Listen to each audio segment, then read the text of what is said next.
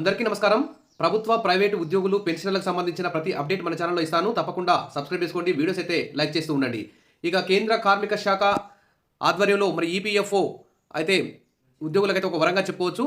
ఇంకా రిటైర్మెంట్ అయిన తర్వాత ఉద్యోగులకు మినిమం పెన్షన్ కూడా పెంచాల్సిన బాధ్యత కేంద్ర ప్రభుత్వం మీద ఉంది. ఇప్పుడు పెన్షన్ విషయంలో మాత్రం చాలామంది ఇబ్బందులు అయితే ఎదుర్కొంటున్నారు. కానీ దాదాపు 30 సంవత్సరాలు ఉద్యోగం చేసి రిటైర్మెంట్ అయిన తర్వాత 1000 పెన్షన్ అందుకుంటున్నటువంటి వారు చాలామంది ఉన్నారు. కాబట్టి హయ్యర్ పెన్షన్ ఆప్షన్కి ఇంకా తర్వాత పెన్షన్ మొత్తం పెంచే విధంగా కేంద్ర ప్రభుత్వం నిర్ణయాలు తీసుకోవాల్సిన అవసరం ఉంది. ఇంకో విషయం చూస్తే ఈపీఎఫ్ఓ సంబంధించి ఒక అప్డేట్ చూద్దాం. 25,000 జీతం పొందే ఉద్యోగులు పదవీ విరమణ తర్వాత 69.87 లక్షలు పొందేటువంటి అవకాశం ఉంది. ఇక్కడ ఒక ఎక్స్పర్ట్ అయితే ఇక్కడ ప్రకటిస్తున్నటువంటి విషయం. EPFO big announcement.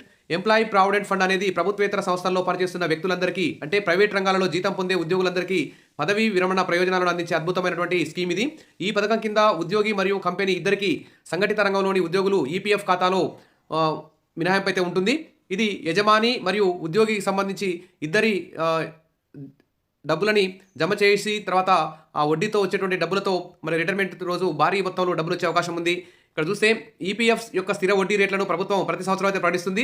2022-23 ఆర్థిక సంవత్సరానికి 8.1% వార్షిక వడ్డీ నిర్ణయించారు. ఈపీఎఫ్ అనేది రిటైర్మెంట్ వరకు క్రమంగా చాలా లాభదాయకమైనటువంటి డబ్బులను అయితే పెంపొందించేటువంటి ఒక అకౌంట్గా చెప్పుకోవచ్చు.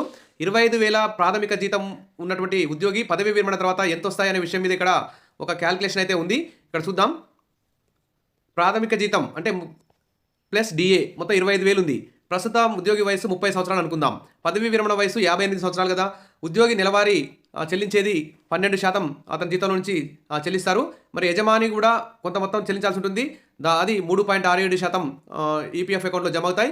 ఈపీఎఫ్ పై వడ్డీ రేటు సంవత్సరానికి 8.1% ఉంటుంది. ఇది అటు ఇటు ఇయర్ మారుతుంటుంది. వార్షిక జీతం పెరుగుదల ప్రతి సంవత్సరం 10% అనుకుంటే 58 ఏళ్ల వయసులో మెచ్యూరిటీ ఫండ్ చూస్తే 1.68 కోట్లు. ఇక్కడ ఉద్యోగి సహకారం 50.51 లక్షలు మరియు యజమాని సహకారం 16.36 లక్షలు. మొత్తం వచ్చే రిటైర్మెంట్ వచ్చే డబ్బులు ఎంతంటే 69.87 లక్షలుగా ఇక్కడ ఒక ఎక్స్పర్ట్ అయితే ఇక్కడ క్యాల్కులేషన్ చేసి ఇక్కడ మనకు చూపించడం జరిగింది. ఇదండి ఈరోజు ఈపీఎఫ్ఓ సంబంధించిన పెన్షన్ సంబంధించిన ఒక update. Wish all the best. మరిన్ని అప్డేట్స్ కోసం మన ఛానల్ని ఫాలో అవుతుండండి. వీడియోస్ అయితే లైక్ చేసి ఉండండి. Thank you.